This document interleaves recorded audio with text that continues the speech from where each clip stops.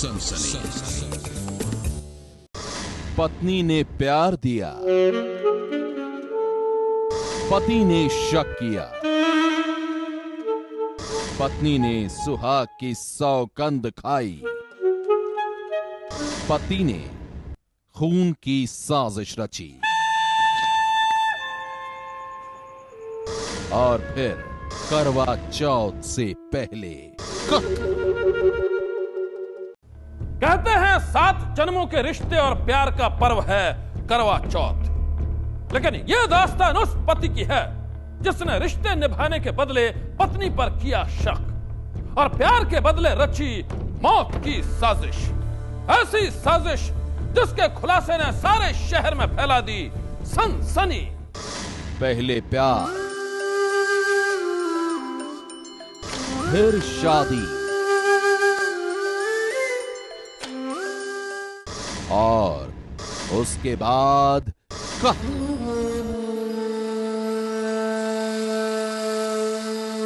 दास्तान जोधपुर के रहने वाले 2 दीवानों की है। मुकेश और मेघा की है। दोनों एक दूसरे से प्यार करते थे, बहुत प्यार करते थे, लेकिन प्यार की उस कहानी में शादी के बाद नामालूम कैसे शक की गुंजाइश पैदा हो गई और फिर 2 दिलों का फासला भी बढ़ता चला गया। इतना बढ़ा कि एक रोज मुकेश ने कर दिया अपनी ही पत्नी मेघा का कत्ल।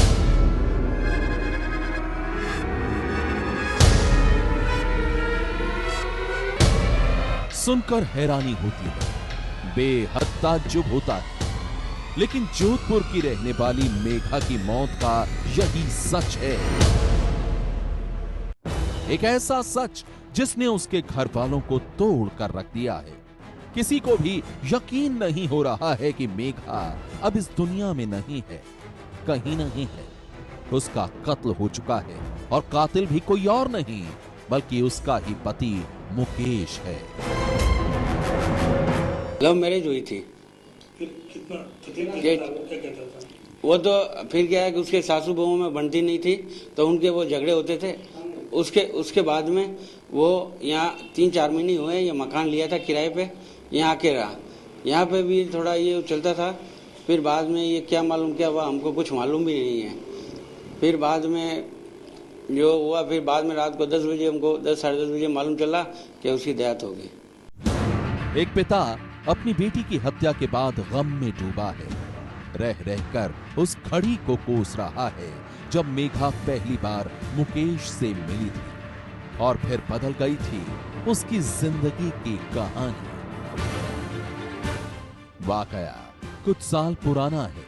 तब मेघा पहली बार मुकेश से मिली थी। बेशक वो मुलाकात बेहद छोटी थी, लेकिन उस छोटी सी मुलाकात में ही दोनों एक दूसरे को दिल दे बैठे और फिर दोनों में प्यार हो गया। मेघा और मुकेश दोनों एक दूसरे से बहुत प्यार करते थे और जब एक दूसरे के बिना जीना बेमानी हो गया तो दोनों ने शादी कर ली।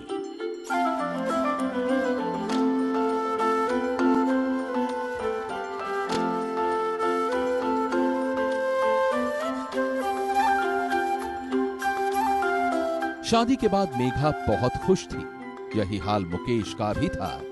दोनों अपनी मोहब्बत को अंजाम तक पहुंचा चुके थे, पति पत्नी बन चुके थे।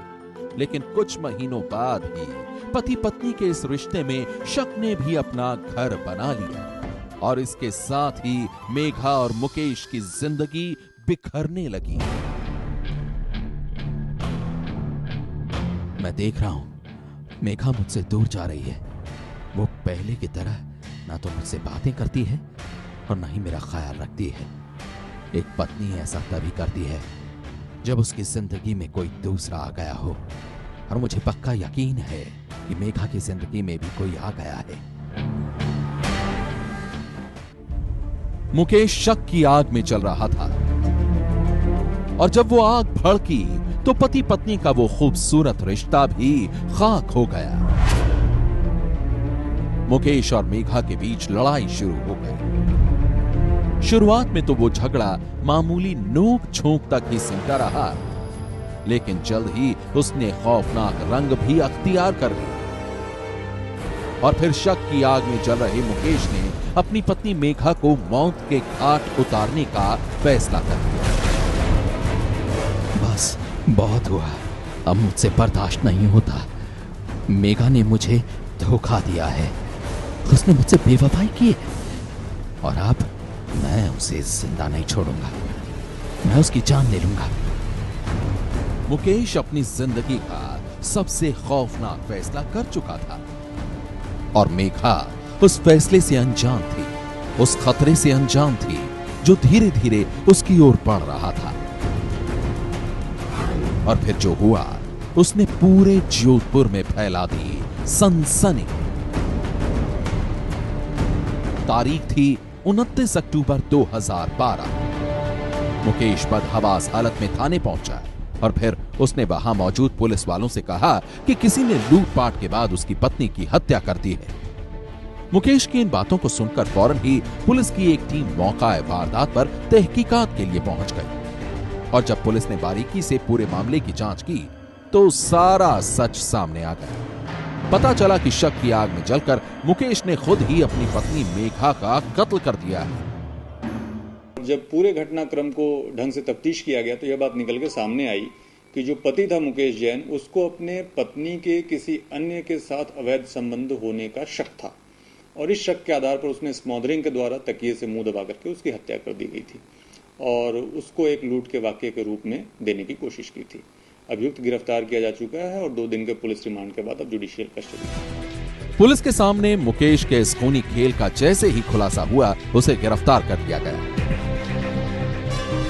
अपनी पत्नी की हत्या के आरोप में मुकेश अब सलाखों के पीछे कैद है, जबकि इलाके के लोग उसकी खूनी कहानी को सुनकर हैरान हैं। सनसनी के लिए जोधपुर से नवीन दत्त की रिपोर्ट।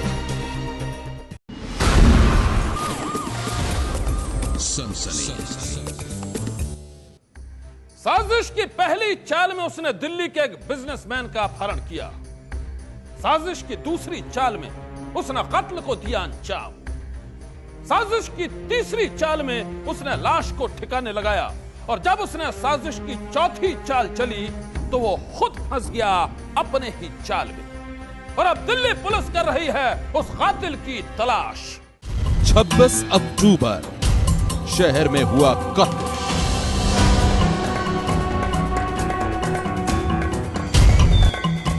27 अक्टूबर सड़क पर मिली लाश।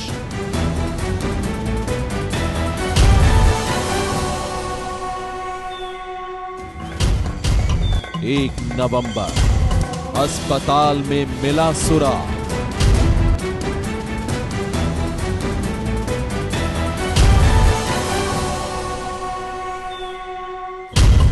और अब दिल्ली में है कातिल की तलाश।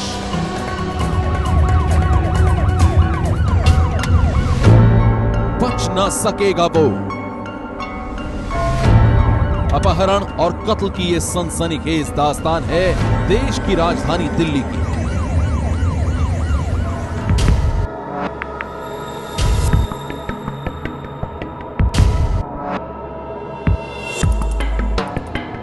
दिल्ली के डिफेंस कॉलोनी इलाके में यही वो डिपार्टमेंटल स्टोर है जिसके मालिक थे छीतरमल जैन। रोज की तरह 26 अक्टूबर को भी छीतरमल जैन अपने स्टोर पर दिन भर मौजूद थे। शाम करीब 7:30 बजे छीतरमल जैन ये कहकर अपने स्टोर से बाहर निकले कि वो दिल्ली के लोधी कॉलोनी के जैन समाज मंदिर में मीटिंग के लिए जा रहे हैं।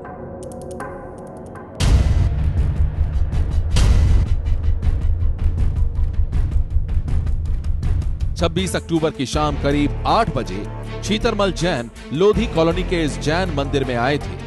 मंदिर में मीटिंग खत्म होने के बाद करीब 10 बजे छीतरमल अपनी एसेंट कार से घर के लिए निकले। जैन मंदिर से महज 2 किलोमीटर दूर ही उनका घर है, लेकिन उसी 2 किलोमीटर के सफर में छीतरमल अचानक न जाने कहां लापता हो गए। 10:30 बजे तक जब छीतरमल जैन घर नहीं पहुंचे तो घर वालों ने उन्हें फोन किया, लेकिन उनका फोन बंद था। रात भर छीतरमल की तलाश होती रही, लेकिन कुछ पता नहीं चला।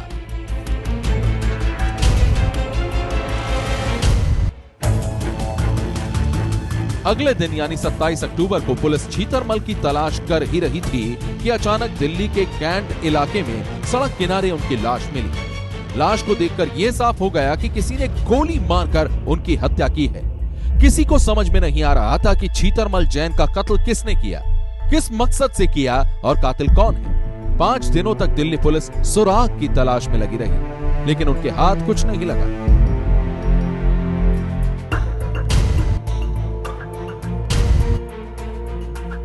कत्ल के 5 दिन बाद यानी 1 नवंबर को दिल्ली के मशहूर अस्पताल एम्स की पार्किंग में छीतरमल की एसेंट कार मिली। पार्किंग स्टाफ के मुताबिक ये कार 27 अक्टूबर की सुबह 4 से 5 बजे के बीच पार्किंग में लगाई गई थी।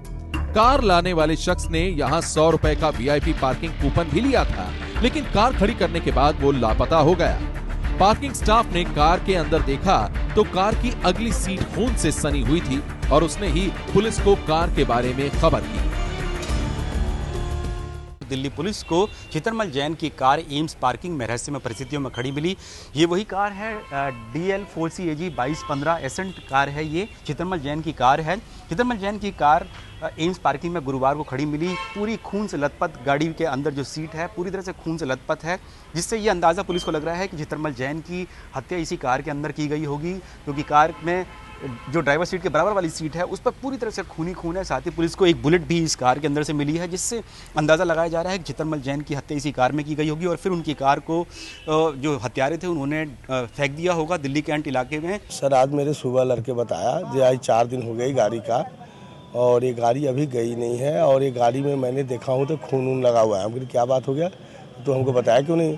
बोले सर मैं तो 3 दिन तो इसी इमरजेंसी में हो जाता है, 2 दिन 1 दिन तो इसी लेट सेट हो जाता है। तो मैंने उसको जाकर चेक किए अलग से, चारों साइड से देखा तो उसको खून आगे सीट पर लगा हुआ था, बगल में भी लगा हुआ था और पीछे हमको एगो गोली का ऊपर के खोखा लिखा हमको देखा।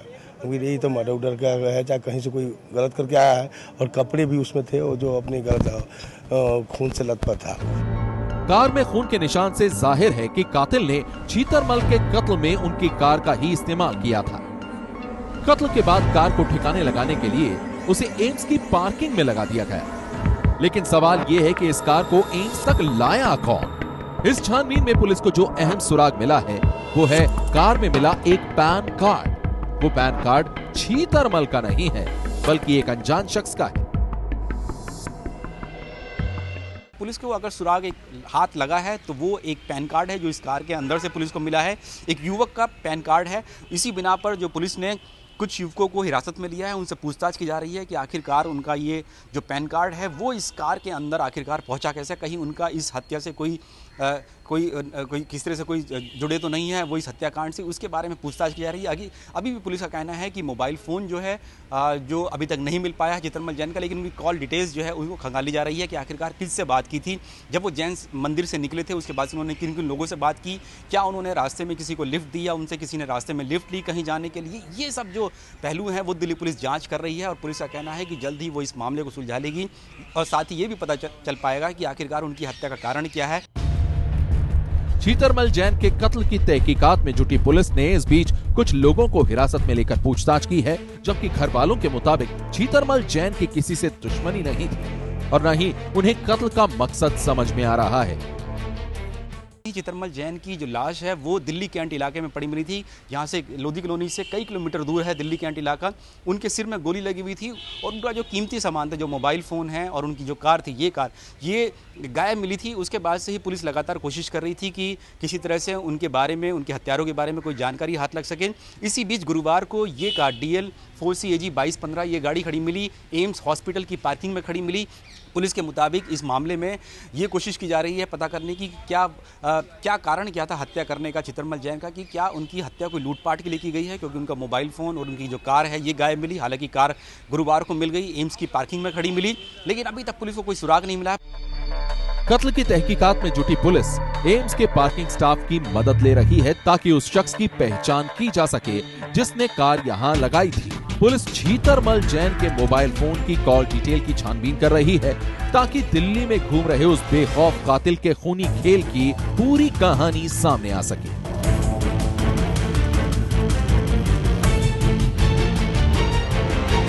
सनसनी के लिए दिल्ली से अभिषेक नयन के साथ नीरज राजपूत की रिपोर्ट।